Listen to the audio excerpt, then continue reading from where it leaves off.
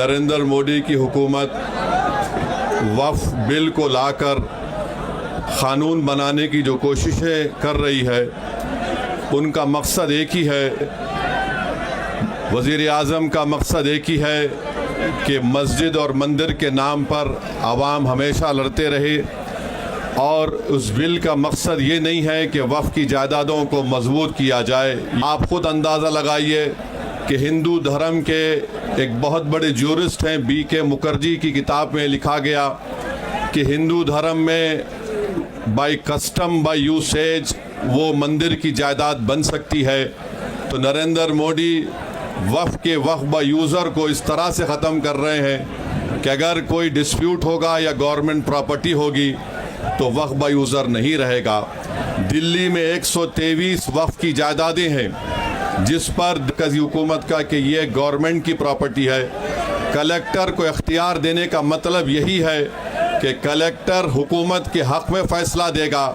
जिस मस्जिद के इमाम हमारे भाई मरकज़ी हुकूमत कहती है कि वो गवर्नमेंट की प्रॉपर्टी है, अगर कल खुदा ना खास्ता ये क़ानून बनेगा तो कोई भी जाकर मरकज़ी हुकूमत की तरफ से, दिल्ली सरकार की तरफ से वहाँ पर एक नोटिस लगा देगा कि ये वक्फ की प्रॉपर्टी। हिबा को निकाल रहे हैं, ट्रांसफ़र ऑफ प्रॉपर्टी में हिबा है मगर कोई गिफ्ट नहीं कर सकता वक्फ की जायदाद को।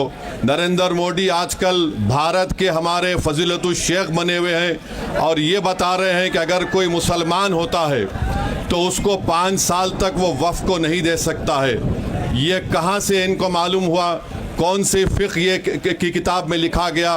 तो इनका मकसद एक ही है कि भारत के मुसलमानों से उनकी सियासी और मजहबी शनाख्त को छीन लिया जाए। मैं आपको छीनना, इवैक्यू प्रॉपर्टीज़ को छीन लेना, ये मकसद नरेंद्र मोदी की हुकूमत का है।